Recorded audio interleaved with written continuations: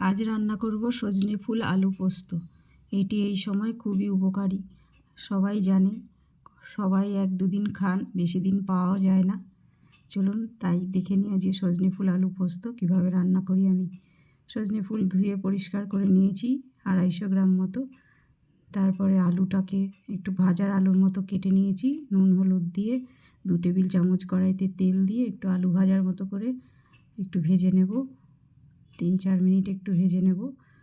তারপরে পোস্ত 3 টেবিল চামচ মতো পোস্ত দিয়ে প্রথমে শুকনো আগে বেটে নেব।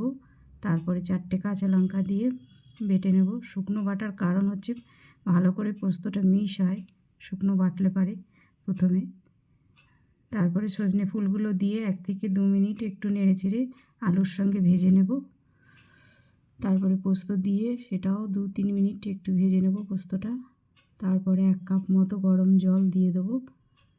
দিয়ে 5 থেকে 6 মিনিট একটু ঢাকা দিয়ে রান্না হতে দেবো। ব্যাস, তাহলেই রেডি হয়ে যাবে। খুব তাড়াতাড়ি হয়, খুবই উপকার এই সময়, খুব কম সময়ে পাওয়া যায়। আপনারা সবাই নিশ্চয়ই খাচ্ছেন, যারা খাননি এখনও বাজারে পাওয়া যাচ্ছে, তাড়াতাড়ি কিনে খেয়ে নিন। এই যে রেডি হয়ে গেল সজনে আলুর পোস্ত। ধন্যবাদ।